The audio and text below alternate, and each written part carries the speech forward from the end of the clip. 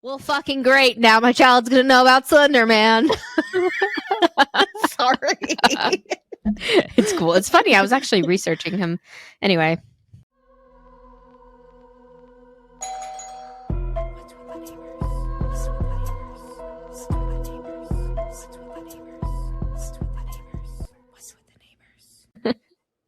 She's a devil. For those of you who are not watching and listening, Amy is wearing a very, very it looks like Alice in my makeup. Yes. Yeah, it does. Amy looks like a raccoon. Her eyes are very black all around. And what are those? You got some stars going on there. I got some stars. Some stars. She's got the very, very that ain't no smoky eye look. This is just like black. Pitch black eye look. Yeah. And then she looks like she has her eyeballs, like her skin and her bones have been carved. She looks like a skeleton when you open your eyes like that. That's so creepy. Oh gosh, I hate it. I love it. And she's got some bright red lipstick on.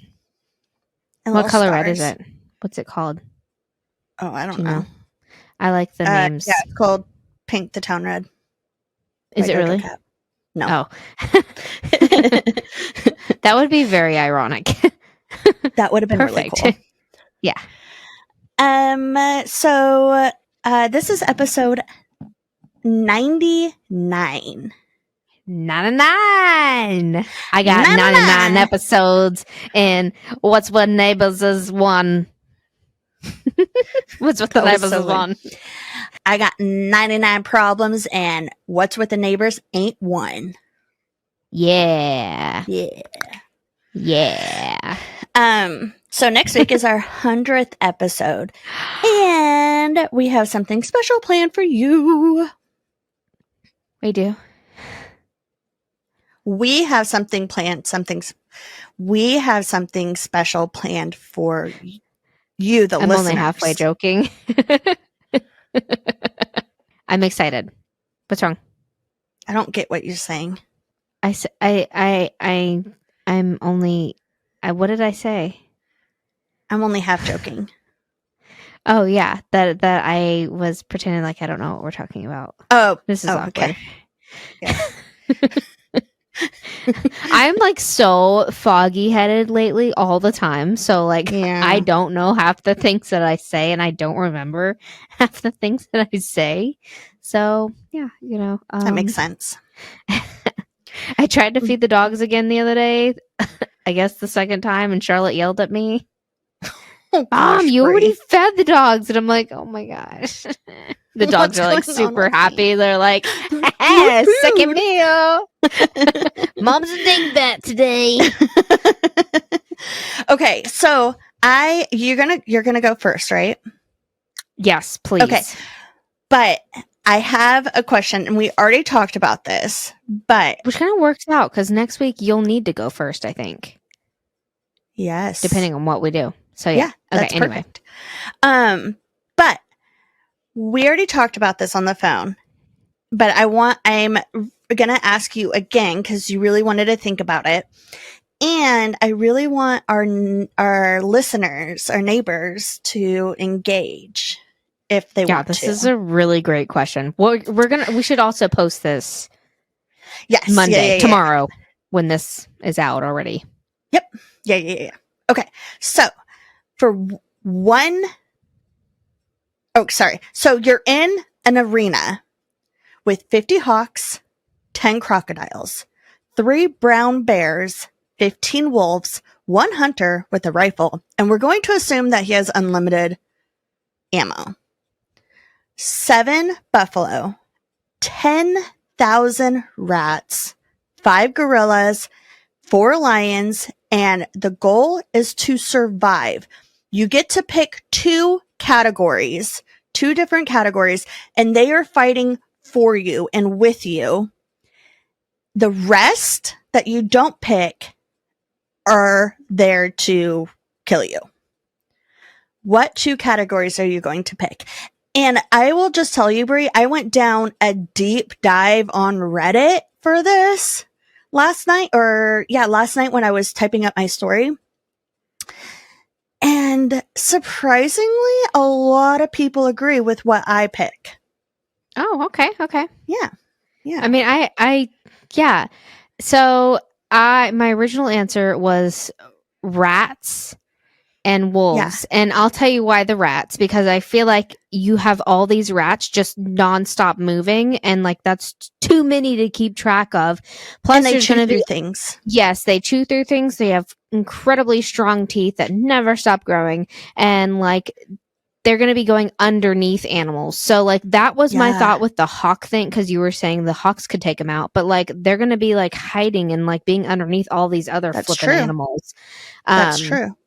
And there's so many to have to take out. Plus, all the animals are going to be like, and all the things are going to be like freaking out, like, oh my god, there's stuff at my feet. There's so rats. It's like also a distraction. And then I said wolves because I feel like wolves are really, I mean, all these animals are really smart, but I feel like wolves have a really good, like, natural instinct for, like, I don't know, hunting. But also, I don't know. Now that I think about it, like, and also wolves can, like, leap, but, like, so can, like, lions and stuff like that. Yeah. I don't know. Because, like, gorillas, too. Definitely the rats. I don't know. I'm gonna stick with my answer: the wolves and the rats. Okay. I think I told you this. I asked my dad, and he said the 7 buffalo, and I think he said the 3 brown bears. Okay. If this was like there was like a moat, or like this was like happening in water and kind of on land, I would pick the 10 crocodiles and the 10,000 rats, but we're in an arena. So I'm going to assume we don't have water.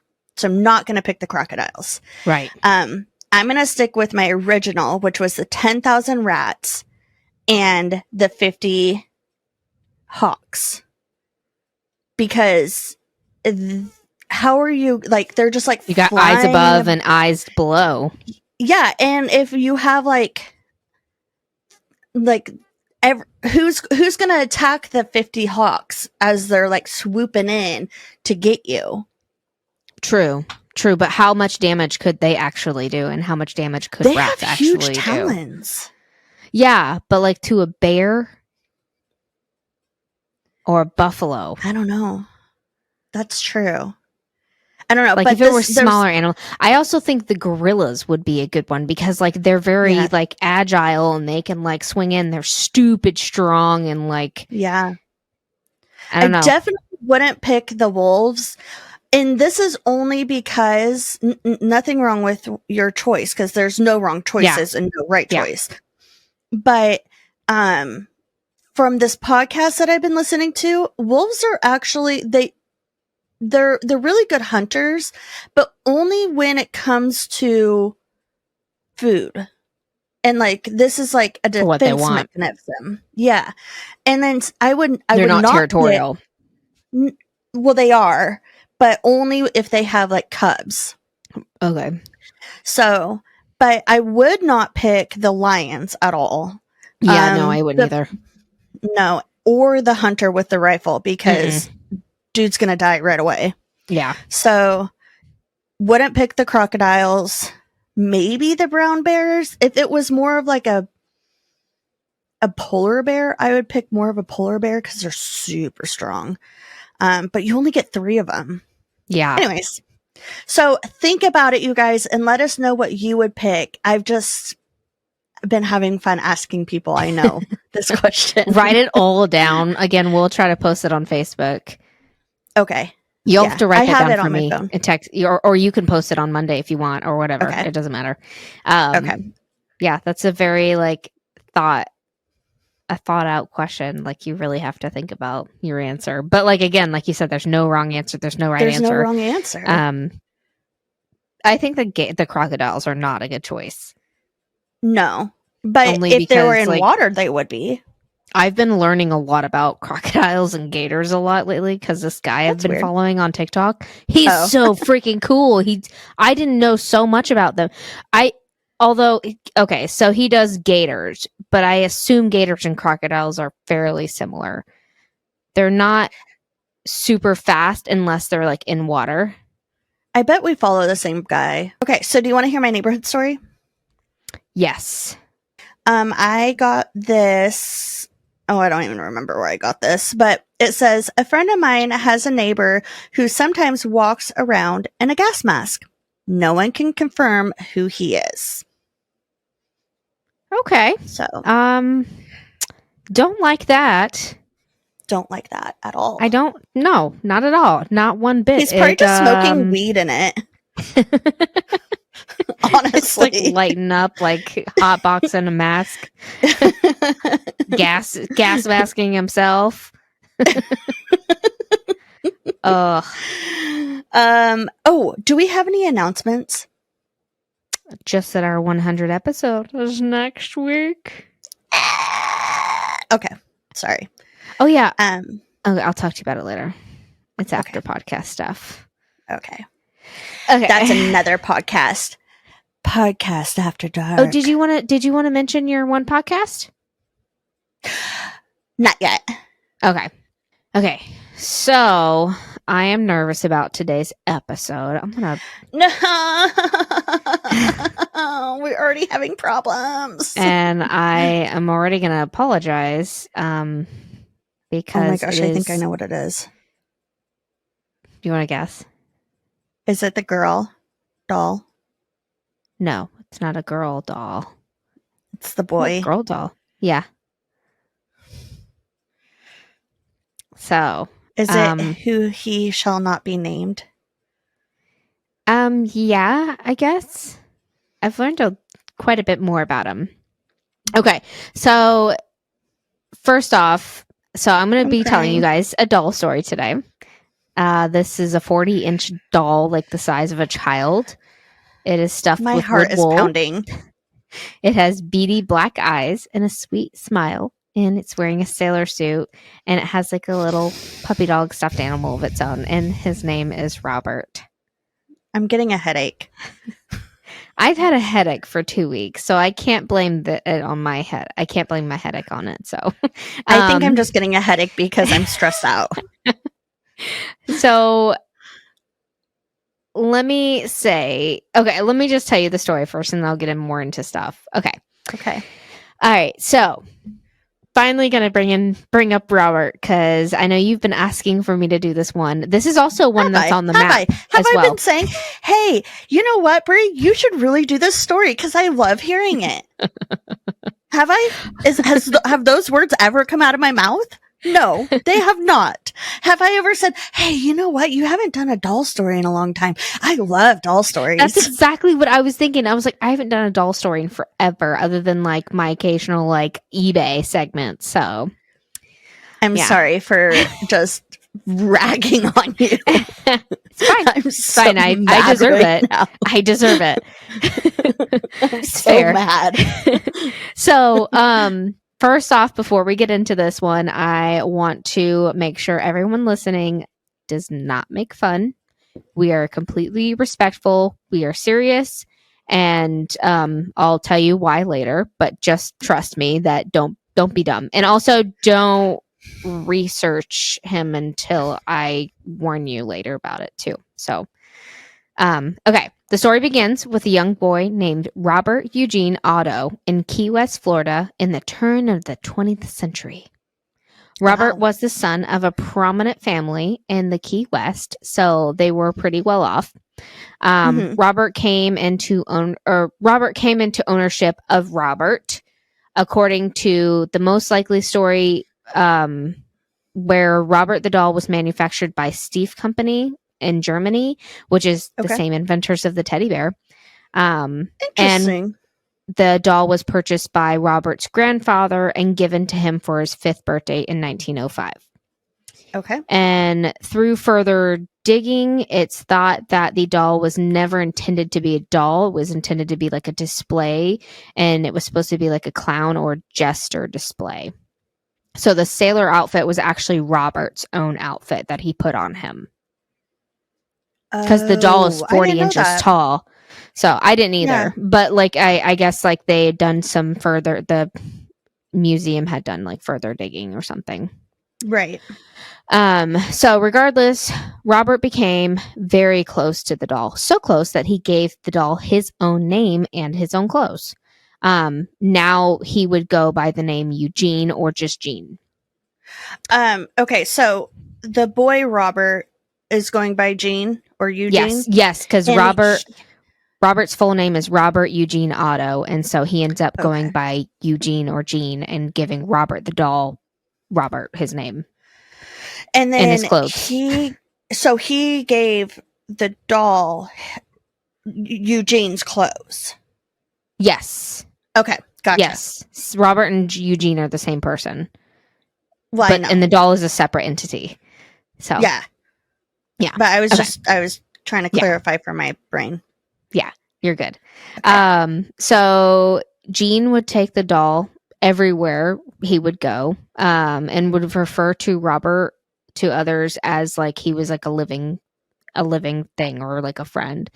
He would tell him secrets, pretty normal. Little kids like to have their dolls and imaginary friends and stuff like that.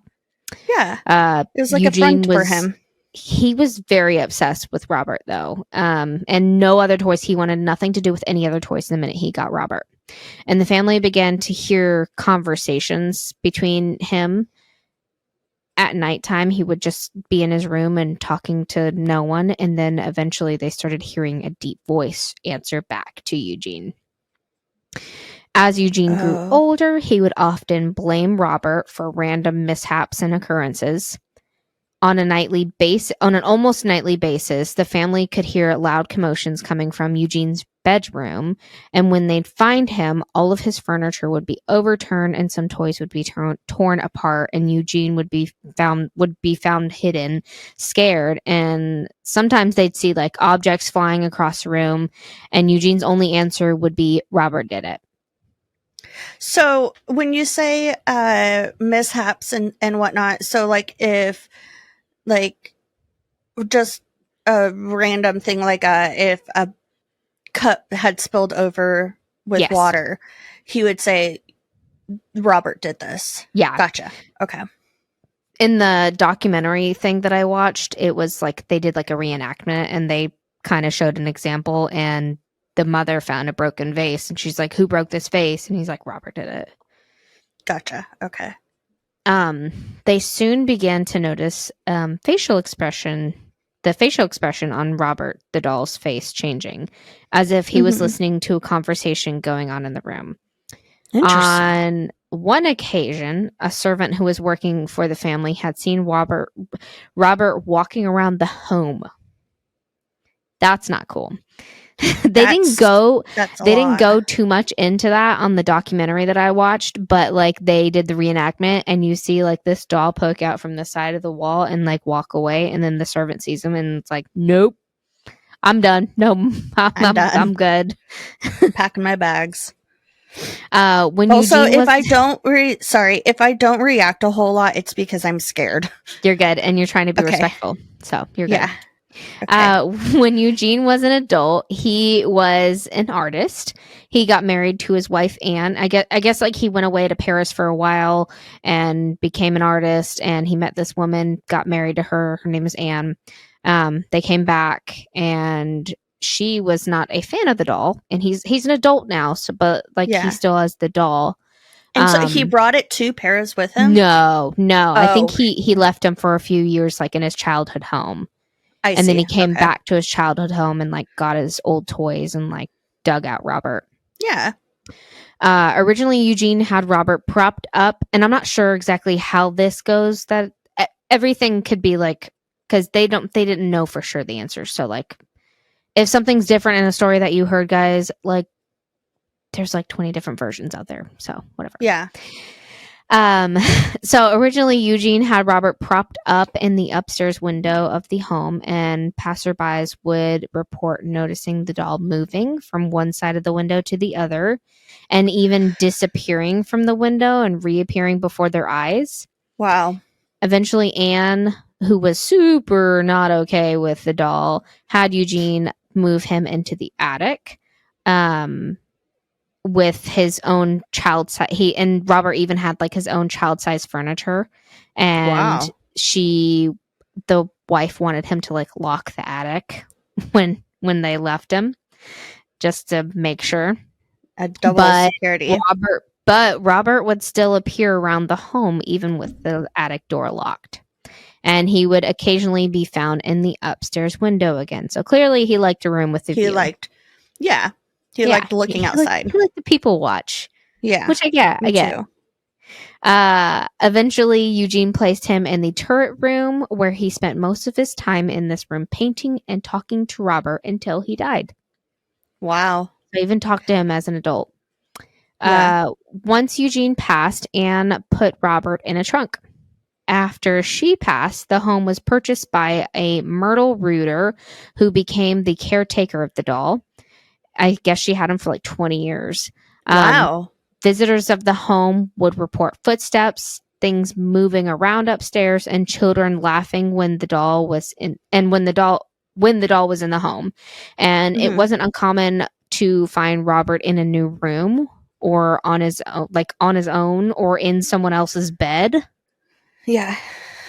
People would also know your face.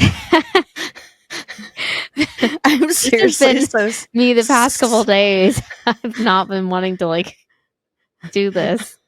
This one makes me really uneasy. I know, mine too. Me too. But like the first time I've ever heard this story, it didn't make me uneasy. But like researching it and like looking heavily into it, people would also notice Robert's change in expression, especially when negative things were said about Eugene.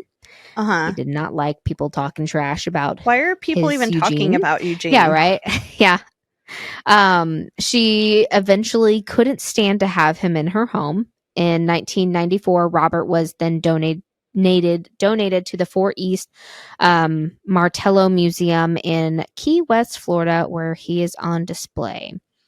He's still there. Yes. So originally, whenever he got to the museum, I'm just going to tell you from memory because I, for some reason, didn't put this in here. So when he first got to the museum, they originally had him like back in storage, and none of the staff wanted to like go back there and like see him. And in order for guests and visitors to see him, they had to like request it. Yeah, and they had to like schedule a time, and staff wouldn't like.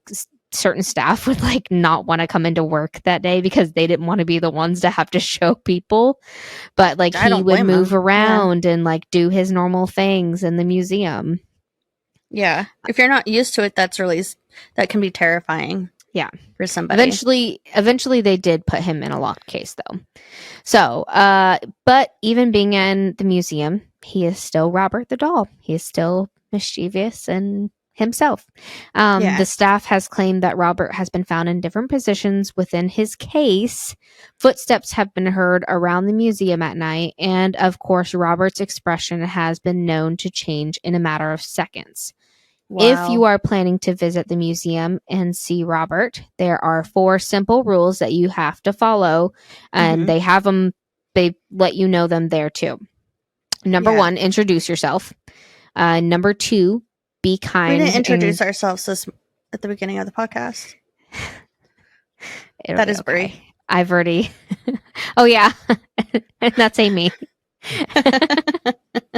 This is what's with the neighbors. Yeah. Today we're talking about Robert the doll. Okay, so also be kind, courteous, respectful. Don't be making fun of them. Don't touch the glass. Do not touch the glass. And when you leave, make sure you say goodbye. And number 4, I didn't say number 3. Number 4, ask permission to take his picture. Absolutely ask permission to take his picture. Right. Not following these rules can lead to many bad omens or bad luck.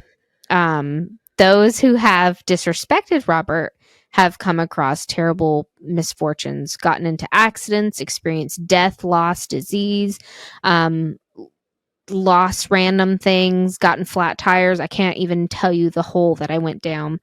I'll tell you Okay, so after people like do something wrong, they tend to send letters to Robert to the museum for apologizing for their behavior while visiting, and the letters are on display there.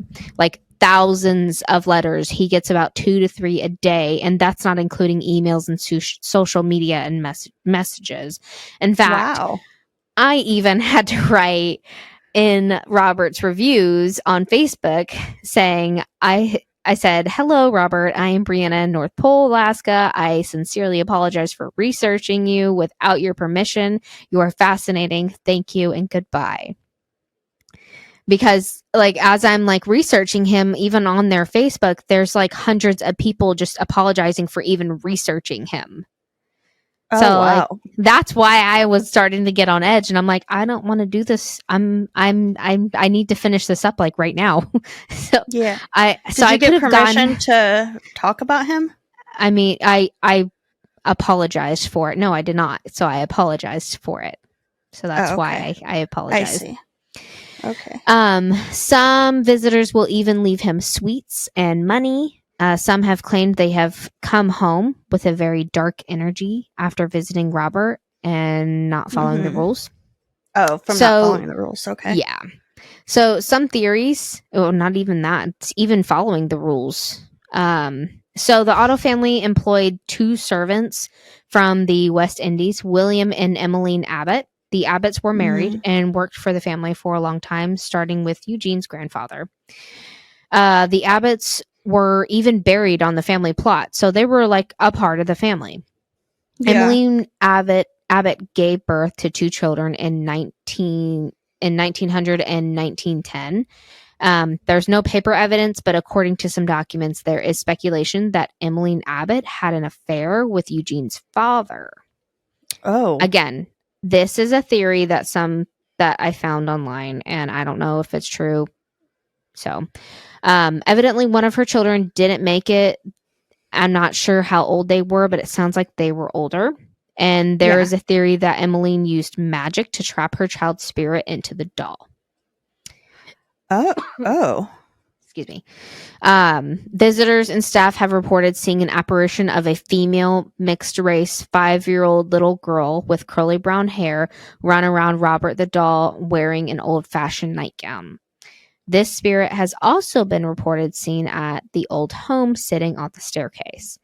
The other theory is that the doll was one of a kind handmade doll by Emmeline, and according to the story, the family didn't treat the servants very well, and in one instance, Emmeline was apparently caught using voodoo or dark magic, and so she was fired for it, but before she left, she gave Robert, the son, Eugene, the doll, and she had cursed the doll. So, and there's other things saying that it actually has Robert's actual hair in it.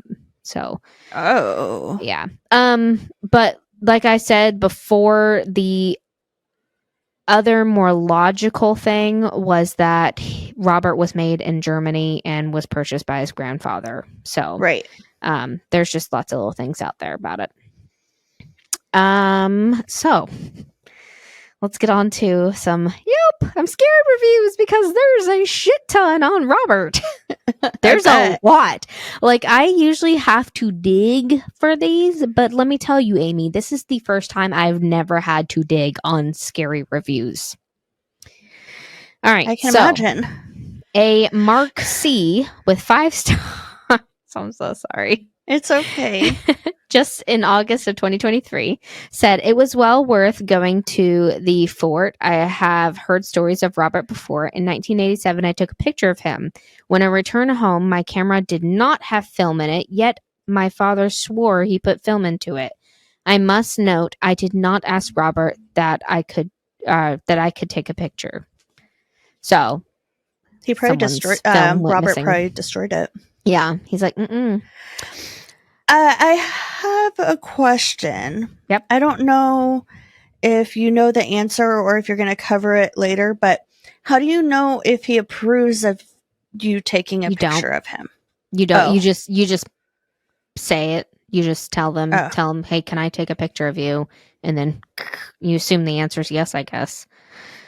Oh, I don't know. I guess you assume the answer is yes. Yeah, no, right? I would if I got permission. Okay, so yeah, if he said yes. A sure. A Robert on Facebook said, "Such an amazing museum. I came for Robert the doll, but found so many more cool things. I don't know, especially the history of Key West, the art gallery, and the spiritual spiral staircase to the roof were so cool to see. Sad it was weird to ask permission and then stub my toe. So I suppose I should apologize for being inconsiderate. At any rate, this museum is an absolutely fantastic place, and I'm glad I was able to visit. Well worth the trip. Robert from Washington. P.S. Sorry, I said it was weird to ask permission. Robert, hail yourself." Oh. You're like working so hard to be so serious. Okay, I'm Cindy. Sorry. I'm not in like. I know you're being cautious. I'm being so nervous. You're taking it with a grain of salt. Okay, so a Cindy on Facebook said, "Robert is very awesome, but beware. We had a flat tire 3 hours after we visited him." Oh, jeez. Other visitors have said at the museum, or they told a story of when they spent their honeymoon in Florida. After visiting Robert, they lost all their vacation photos as well as their wedding pictures. For the first anniversary, they returned to see Robert and brought him some peppermint candy. When they showed Robert, the lights in Robert's room went out for a minute, and the couple felt that it was him showing his gratitude. Oh, yeah. Candy. A David Sloan, who was writing a book on Robert, said he'd lost 4 hard drives and the computer techs were able to retrieve everything except for the book's manuscript. Backups of the manuscript even disappeared as well. More than one spirit medium also advised him to build a fireproof safe for his valuables while he worked on his book. Sloan was told that if Robert didn't approve of the book, he would give him cancer. He also said he was pulled from his bed, held suspended in midair, and had been levitated. Sloan founded this, and I'm guessing he approved.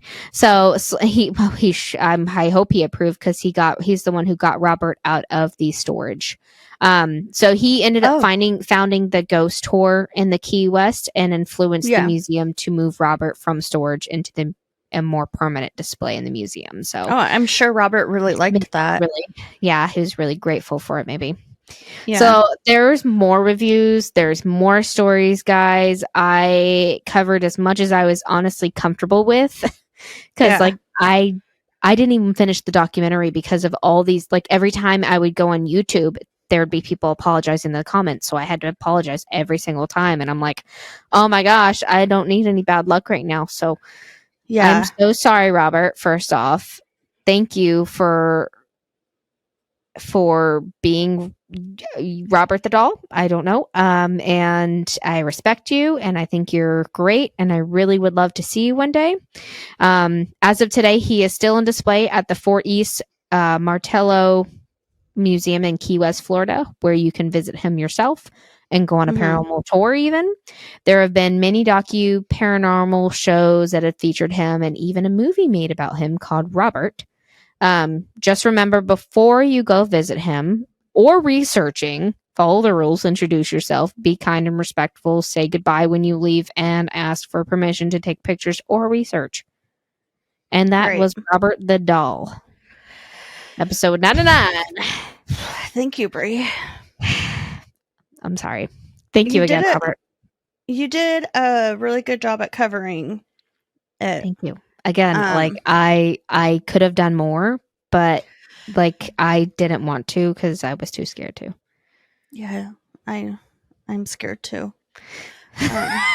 You're like, thanks a lot. Thank you. The first time I heard about him, I was listening to And That's Why We Drink, and I was vacuuming my bedroom while I was listening, and I literally like had to stop the vacuum and like walk away because I was so scared. And I don't know if I actually finished the episode or not. I can't remember. See, the other doll that we did that you don't even say the name of, that one freaks me out. Maybe it was that one. That one used to freak me out even more. But this one, after seeing everything, freaks me out a lot as well. I don't Yeah. know. He's considered to be like the world's most haunted doll. So I can't remember. It was either him or the other one. I can't remember now. Annabelle now don't that have you anything mention on it. him. Anyways, thank Sorry. you for sharing, and thank you, Robert, for allowing Bree to share this. And I'm sorry. Just sorry. For Everybody's mentioning gonna you. be like, "This is such a quiet episode." All Well, right, now that we've got him out of the way, we got him in at least the 100 episodes. Yeah.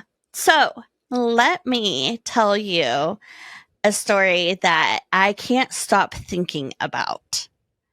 Your eyes are so blue right now. Thank you. You're welcome. Sorry.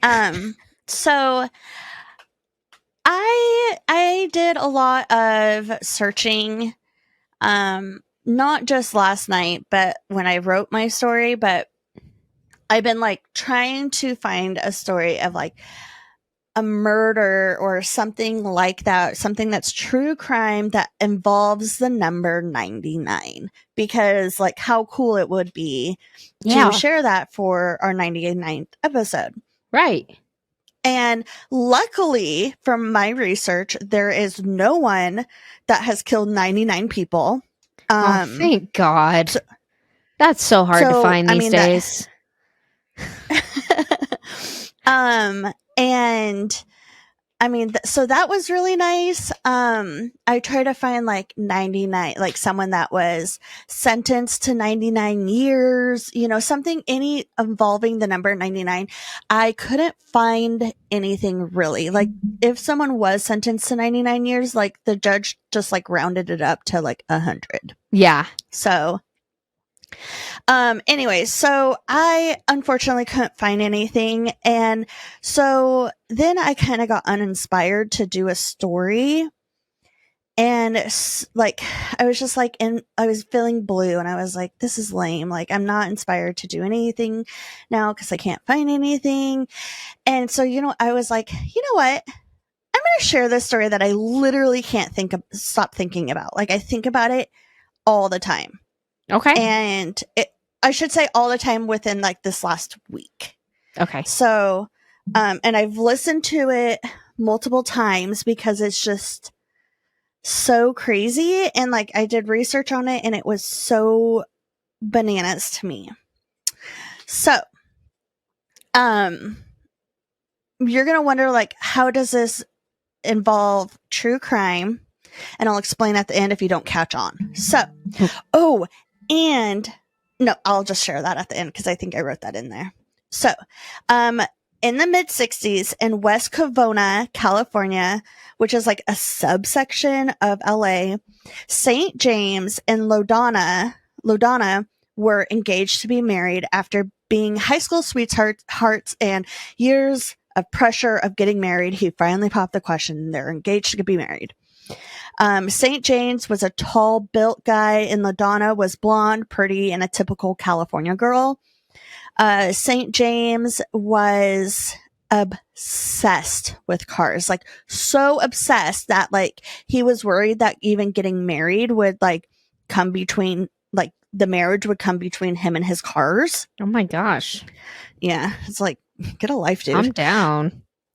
Their wedding day comes and he got cold feet and ended up never showing up to the wedding, leaving her at the altar. His excuse was, well, I was working on a car and lost track of time. You jerk. I know. That is the worst excuse ever. Just tell me you don't want to marry me.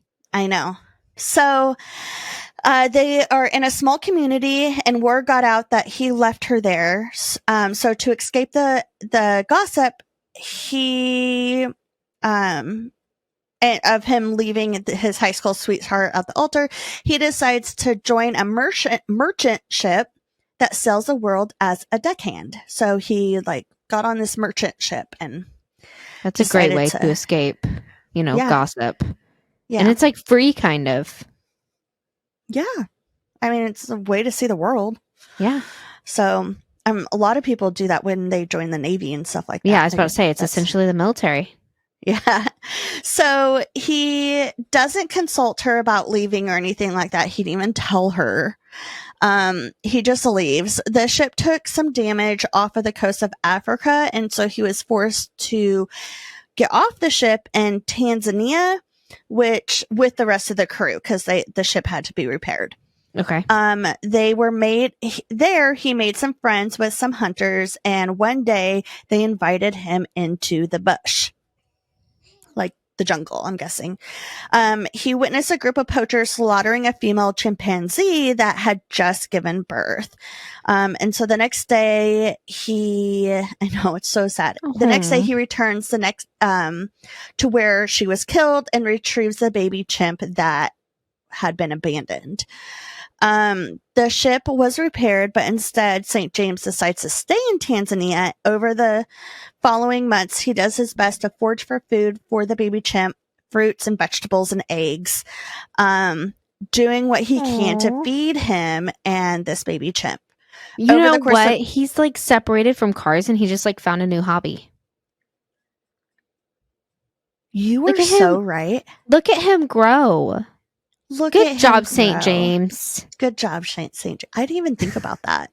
He's such a jerk for leaving her and not telling her, but like also like you're growing yourself. He grew while he yes, I like that. That's a good way to spin it. So over the course of the few months, he loses a buttload of weight. A local helps St. James get in touch with some German missionaries who help him get a flight home, because he's like, I want to go home now. He takes the chimp with him, and he like literally just puts the chimp on his lap on the plane. Like, what a time to be alive, where you could just bring a monkey on. Yeah, take this wild animal on the plane. Yeah. I will say, I said monkey. He's not a monkey. He's considered an ape. So just puts this gorilla right on his lap. Oh, and he named, I think I forgot to mention this, he named the chimpanzee Moe. Oh, Moe. So when he gets to the airport back in LA, his mom and his ex-girlfriend or fiance, whatever you want to call her, and her mother are there to greet him. And super awkward. Yeah, you're probably wondering, like, why is her mom there? Her mom and his mom are like best friends. So, oh, that's even more awkward. I know. Oh man, it's like, oh, your son left my left my daughter. Blah blah blah blah. I know. We were supposed to be family. I know. Jeez. So, his mom, of course, was super happy to see him and know that he's doing well. LaDonna was like fuming. She was so mad. But LaDonna's mom went up and she was like hugging Moe and giving loves to Moe. So that prompted LaDonna to like love on Moe also. And it didn't take long for her to fall back in love with St. James. And they end up getting married in 1970. Okay. Okay. Oh, he's wait. like, I don't. Where did he get the name St. James? That's his name. That is a silly name. That is not a name. That's a saint. You're not a saint. He's not a saint. That's for sure. Like a lord. Like what? Why are you named St. James? Is that his whole first name, St. James? That's his whole first name. I'm sorry. I meant to address this earlier, but I didn't want to interrupt you. St. James Davis is his name. I don't know if he has a middle name or not, but that is terrible. Anyway, I know. Okay. So, they end up getting married in 1970 and Moe is the best man at the wedding. He's like, he was like holding hands with a flower girl, like walking down the aisle. At the reception, he was like running across all the tables and drinking people's champagne from their champagne glasses, and he ended up getting really drunk and started hanging all over LaDonna's friend, and he ended up peeing all over her.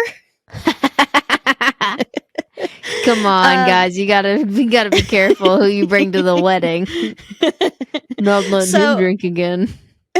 A year later, LaDonna goes in for a routine OBGYN visit and found out that she had to get a hysterectomy because she actually had ovarian cancer. Oh, okay. This spiraled her into a deep depression because like their dream was to have children and have this big family.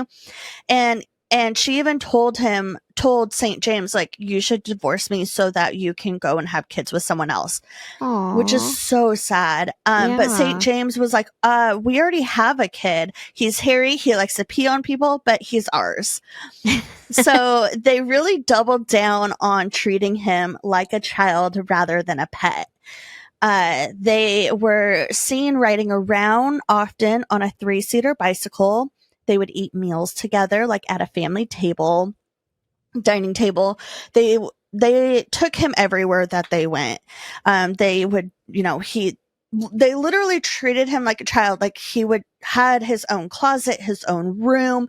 They changed him every day. They put pajamas on him every day, like that sort of stuff.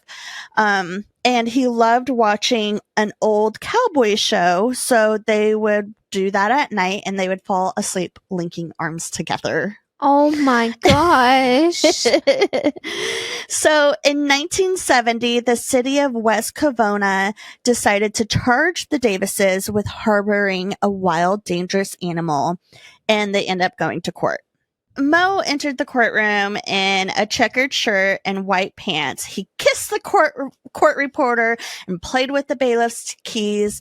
The press soaked this up, and the public were like, I know, the public was like, this is the cutest court proceeding ever. And they were 100% behind the Davises, which the judge agreed and said Moe was better behaved than most humans that they see go into that courtroom. Oh, so is there pictures of this? I don't know about the court proceeding, but I know that there is like other things. Yeah. So Moe got to stay with St. James and LaDonna. The next few years were blissful for the family. Everything was wonderful, but once he got to be about 50 pounds, they started to make him sleep in his own room. But late at night, he would they would find him like crawling back into their bed. Like, like a toddler. Yeah, like a toddler. Moe was like a typical kid. He liked to play with blocks, coloring, a redactor set, which I have no idea what that is, and watch TV. He also was featured in a few movies and TV shows that became a little became like a little local celebrity. Oh. But also, along with his dad, St. James was a NASCAR driver and a mechanic. So he also was like a local celebrity. He built that muscle that he had lost overseas and became a super muscular guy. Oh, okay. St. James did a ton of research on raising a chimpanzee. He learned that no matter how long you had a chimp for, or how young they were when they came into your care, they tend to become aggressive and difficult to manage.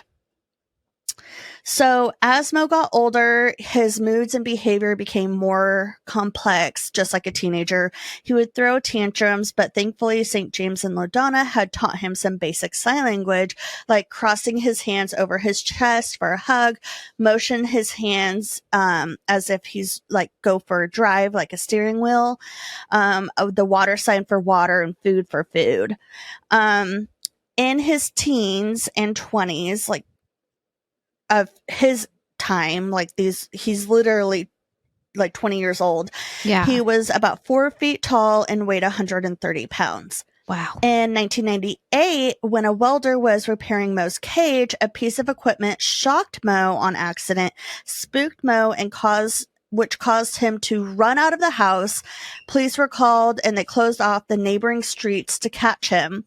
At the end of the night, Moe had dented a police car, injured a police officer, and had injured a police officer's hand and scratched an animal control worker. A few years later, a woman was visiting Moe. I don't know who this woman was, why she was visiting him, if she was like maybe a reporter or something, but she was told not to stick her fingers in his cage, but she did it anyways, and he bit the tip of her fingers off. Yeah, her finger you off. dodo bird. Duh. The Davises claimed that he thought it was a piece of red licorice because she had red nail polish, and they would often give him red licorice as a treat. But the city at this point had enough, and they're like, he needs to go somewhere else. And so they ordered for him to be taken away. A bunch of cops swarmed the home, and St. James comes out demanding a court order, a warrant saying you can't take him away. He had to be physically detained, and they threw him on the lawn. Moe was shot with 2 darts to knock him out, and they dragged him out while St. James and LaDonna were like sobbing on the lawn because it's basically their kid. Yeah, they've had him for 20 years. It's heartbreaking. Yeah. So Moe was taken to a 160-acre wild refuge near LA. 9 days later, the owner calls the Davises to let them know that Moe was refusing to eat and drink and was essentially dying. So they rushed. I know. So they rushed to the refuge to find Moe covered in his own feces and didn't even have enough energy to acknowledge that they were there. Oh my gosh. And this was like, he was in like a tiny enclosure. A vet came out to take care of him and bring him back to a healthy condition. The Davises launched a legal battle to get Moe back with pro bono.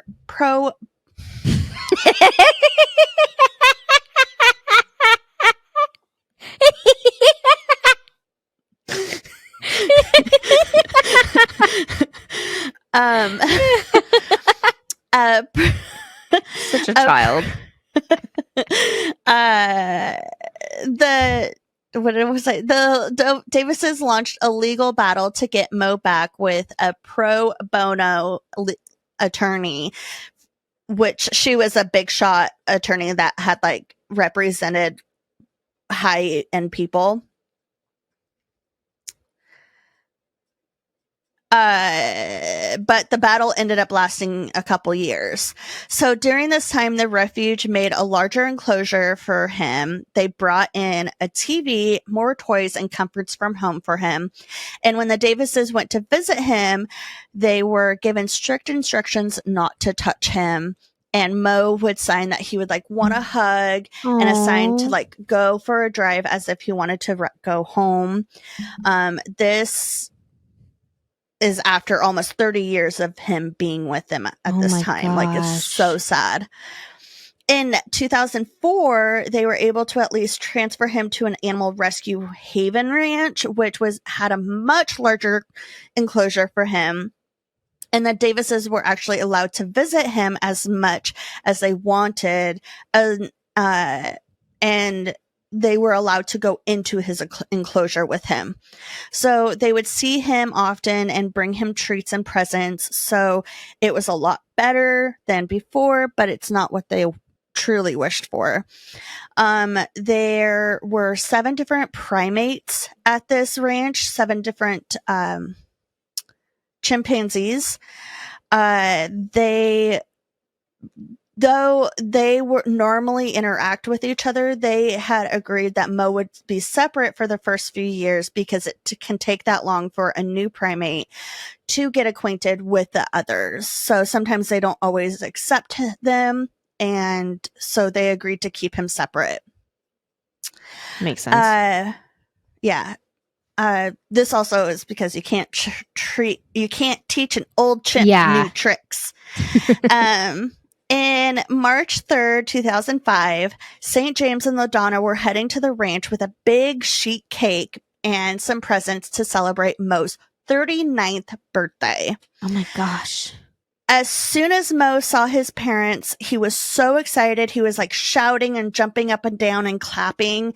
St. James got into the cage, handed Moe the cake, and Moe like gobbled it up instantly.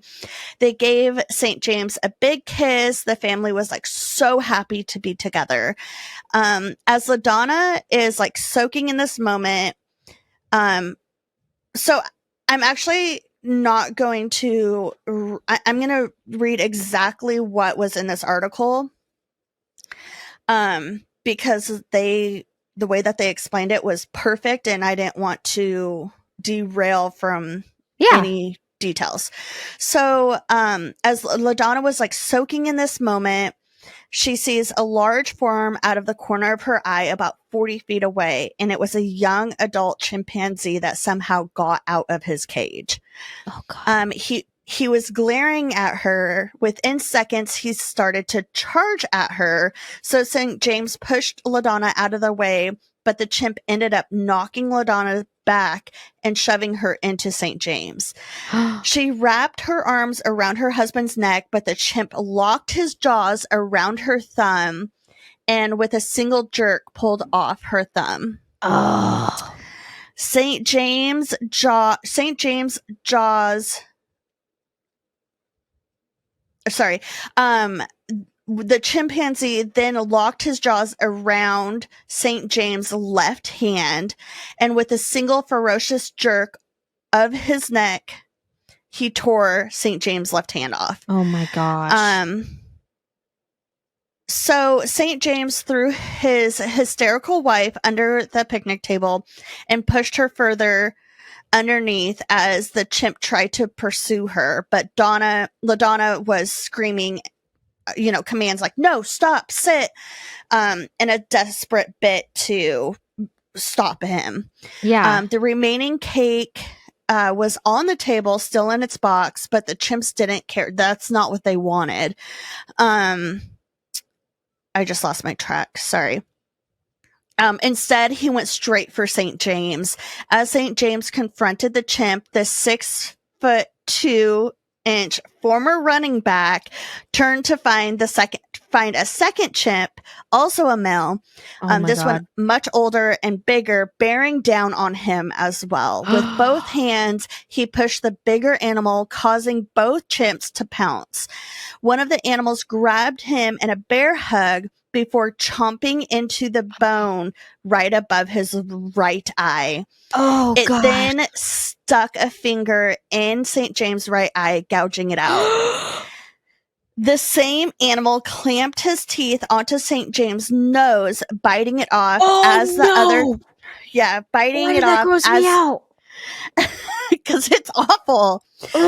As the other chimp chewed away at St. James' fingers. In the same motion, in the same motion, one of the chimps dug in his claws and ripped the skin right off of St. James' face, causing it to like flop over and cover his left eye. What the fudge? Temporarily blinding St. James. One of the primates sunk his teeth into St. James' skull. He then closed his jaws on St. James' mouth, ripping off his lips and most of his teeth. Holy crap. Do you need a minute? No. I'm not done. So St. James tried to put one of his hands down the animal's throat, but the chimp just kept chewing on his arm and hand, and chewing on it and causing him so that he couldn't pull it out. Where are the workers at? I have no idea. This is like in a matter of seconds. Like this happened so fast. Right. Yeah. So, there's multiple of them. Yeah. So, St. James fell to the ground, no longer able to defend himself. For at least 5 minutes, the mauling continued as he lay there helplessly. Oh my One of the chimps gnawed on his buttocks and bit off his testicles. Oh! They ravaged his left foot, leaving it shredded. Blood poured from his body, and LaDonna was screaming. It looked as if they were eating him alive. Finally, LaDonna screamed for the owner's son-in-law, Mark Caruthers, to come running with a .45 caliber revolver. After struggling to find a clean shot, he opened fired at the young primate, but the shot made no effect whatsoever. So he raced back to the house and a few dozen yards away to reload with a more powerful ammunition. When he returned, he focused on the older male chimp. He kneeled down and shot him once in the head from close range.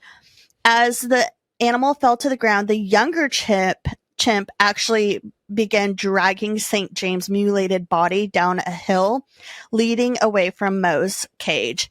Dirt filled St. James' lungs, and he seeped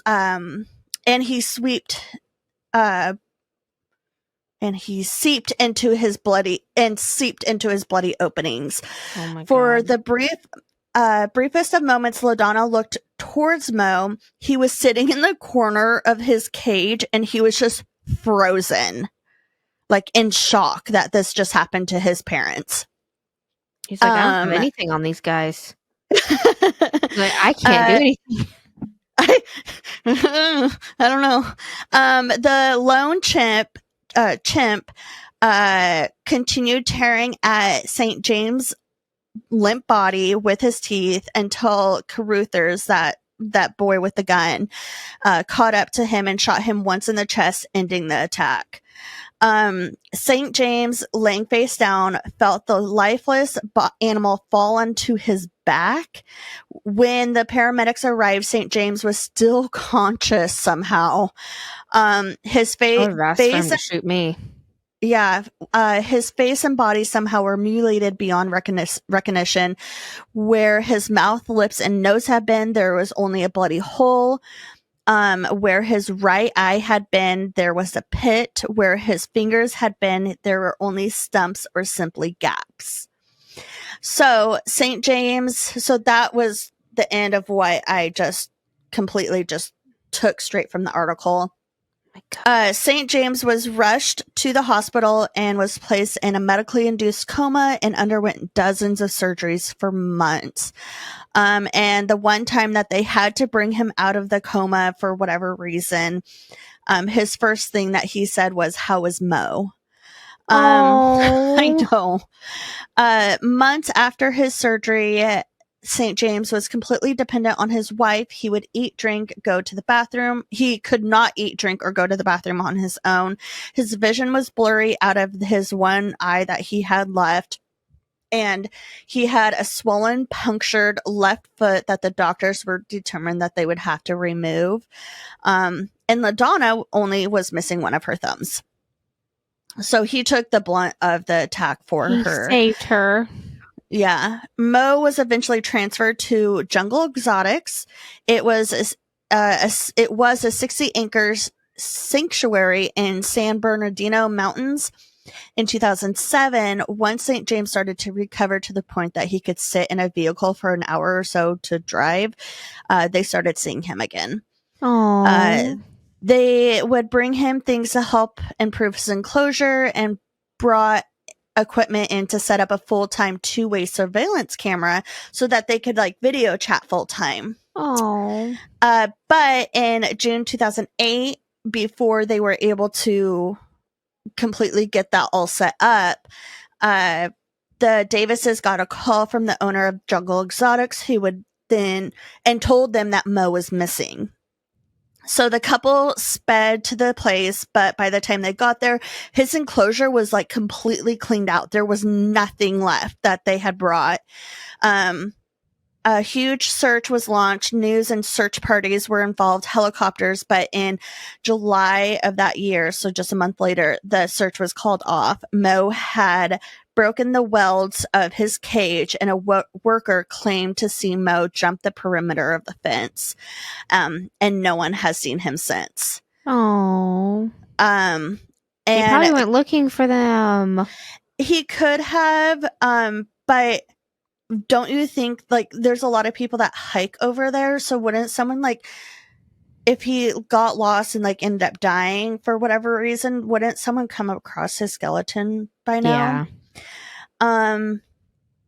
But this place did work with a lot of movies and loan animals out for big producers, so maybe they sold him.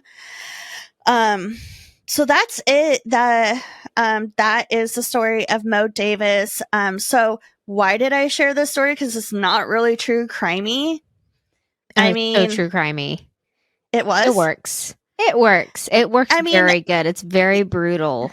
It's illegal to own or possess an ape in the state of California. Huh? Court was involved. Yeah, so they made the choice to own an exotic animal when they shouldn't have.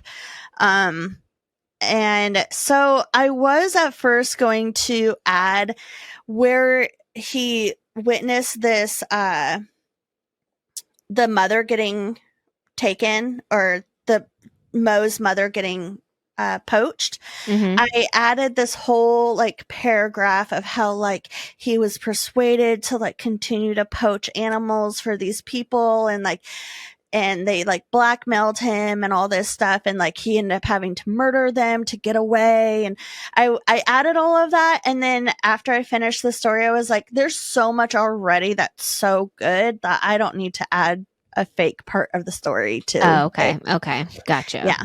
So, anyways, so that is the story of Moe Davis in St. James. You can look pictures up of him. It's crazy. Sad. That's heartbreaking. No. But also, like, yes, you shouldn't have wild animals. My mom was friends with this woman who worked with gibbons, which are, I think they're like pretty much orangutans or like chimpanzees. Yeah. Chimpanzees. And she would talk about like how vicious they can be and how careful you have to be when you're working with them. And like, we would go and see them, and like, they would be behind cages for a reason, but you do not put your fingers in or anything like that. But I changed my answer. I picked the gorillas and the rats. After hearing that story. Holy crap. Especially with hearing like how like it took multiple shots to take one down. Like, yeah, that's so, and how like they do not stop. They just continue going. But like, it's crazy to think that they did most of that with just their teeth and hands. Yeah, yeah, and peeled off the skin of the face. Oh my gosh. Just bit his nose off. Oh, that, I don't know why that bothered me so bad. That bothers me. But also like, it is sad because like he was like their kid, because they'd had him since he was a baby. And then like I thought you were going to say that he did it, that he was going to be the one that was going to, I mean, obviously I knew where it was going, where the story was going, but like I thought you were going to say that Moe was going to be the one that did it. But oh, that's so sad that Moe just watched his dad. He's just like, killed. Or not killed. He's like, Daddy, I can't save you. That was so sad. Really good. That was Thank a good 99th true crime story. 99 problems, and what's with the neighbors ain't one. Yeah. That was very good. Do you have a neighborhood story for me? You betcha. First off, when I was looking for a story earlier, I found a post that said, new challenge, make a Facebook mom persona and join a random neighborhood groups, just post random complaints. It reminded me of something that you would do. I so would do that. You'd be like, who's shooting off those fireworks all the way in like Virginia, and I'm living in Alaska? Like, there's no fireworks going. Like, what are you talking about, lady? I love it. I don't remember if you've ever done this one before. It is from next door, and it's titled FBI Surveillance Truck. I love it. Yesterday and today, occasionally when I'm looking at Wi-Fi options in the neighborhood, making sure mine was on, I saw for the first time a Wi-Fi named FBI Surveillance Truck.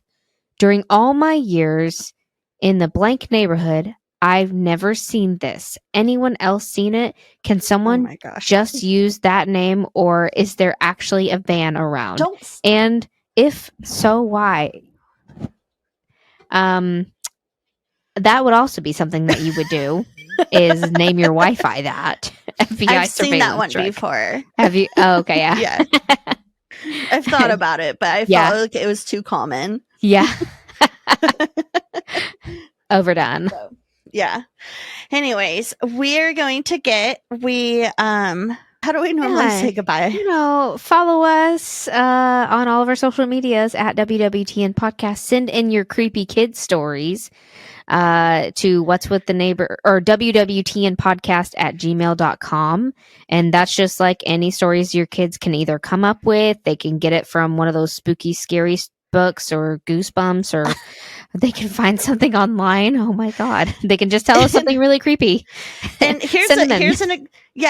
Here's an example right now of what we're kind of expecting or looking for. Once upon a time, there was 4 little kids sleeping. Their name was Sash, Sarah, Lila, Leela. And there was a mom sleeping, and there was thunder and rain outside. And,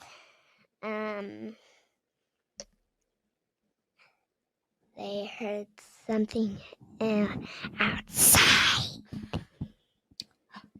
It was a woof! Owie! And there's something in the house under their beds. It was a ghost. Oh my ghost! But it was the cat. It was the cat. And there was something under a bed. A monster! A real life monster.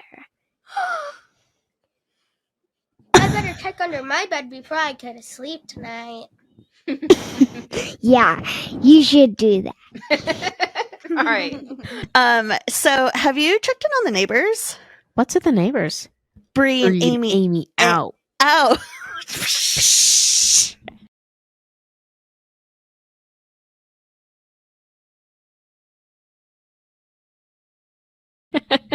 Say hi to your cats for us. Oh, don't get dead by a chimpanzee. And thank you, Robert. Yes, thank you, Robert. Goodbye, Robert. Robert. Okay, bye. Bye, buddy.